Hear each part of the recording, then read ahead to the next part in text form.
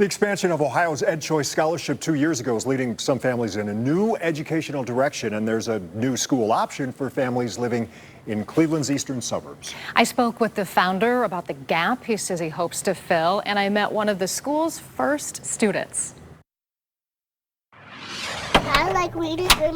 I'm a good reader. Meet Azuri. A-Z-U-R-I-E, Azuri, that's me. She's ready. I love that. That's quite the introduction. To start kindergarten in August, she introduced me and photojournalist Joe McGee to her new school. I'll let her give a quick recap. I got to go to my future kindergarten school today. Look, it's the news.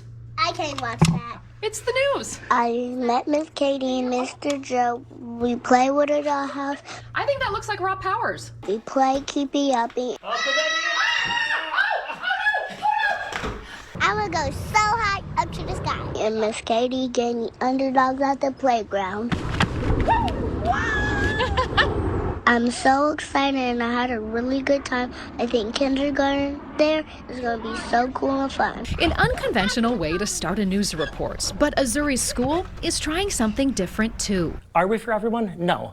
But for the people that feel like I'm not being served, my child's needs aren't being met, I want something different, want to make sure that they have that option. Ben Colas is the founder and director of Forest City Academy, opening in August in Cleveland Heights, where he says he saw a gap for accessible private secular schools. So I got connected with the Drexel Fund, whose focus is seeding and scaling private schools serving predominantly lower income communities. They're leasing space from Cedar Hill Baptist Church in the Cedar Fairmont area.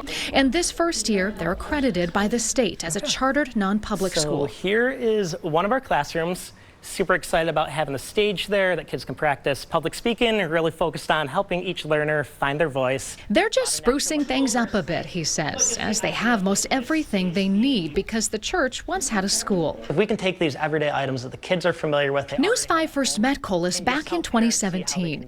He was teaching kindergarten in Cleveland and created an initiative called KinderKits that provided materials to more than 6,000 children and their parents to support kindergarten readiness.